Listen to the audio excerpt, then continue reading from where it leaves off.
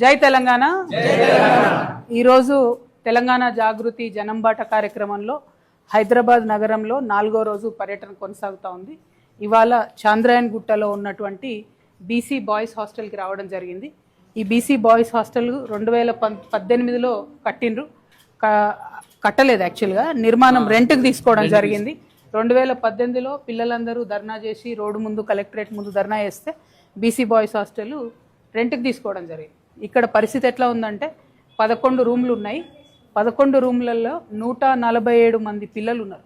అంటే ఒక్కొక్క రూమ్కి 18 మంది 20 మంది, కొంచెం చిన్న రూమ్లలో కూడా భయంకరమైన పరిస్థితుల్లో ఉండాల్సినటువంటి పరిస్థితి ఇక్కడ కనబడుతుంది.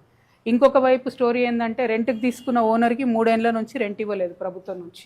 సో కొంచెం బేసిక్ రిపేర్స్ ఉన్నా ఏమున్నా కూడా ఆయన కూడా పట్టించుకొని చేసేటటువంటి పరిస్థితులు లేడు.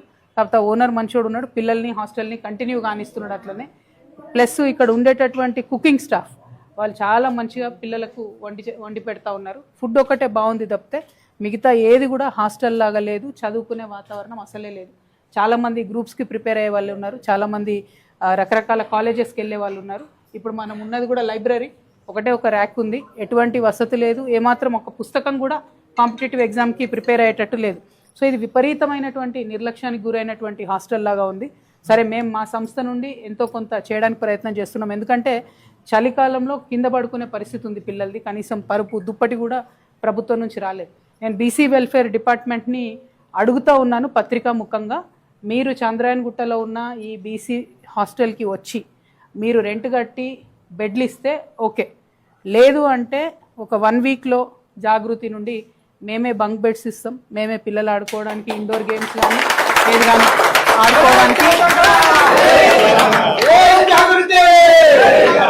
ఆడుకోవడానికి క్యారమ్స్ కావచ్చు, చెస్ కావచ్చు, కనీసం బేసిక్ ఫెసిలిటీస్ కూడా లేనటువంటి పరిస్థితి ఉంది. అవి మేము ప్రొవైడ్ చేస్తాం.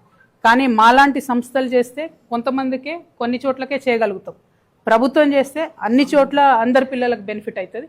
కాబట్టి ప్రభుత్వాన్ని నేను డిమాండ్ చేస్తూ ఉన్నా, మీరు చేయండి, మీరు ముందడుగు వేయండి. ఇక్కడ ఉన్న పిల్లల పరిస్థితి చూస్తే అయితే నిజంగా చాలా బాధాకరంగా ఉంది.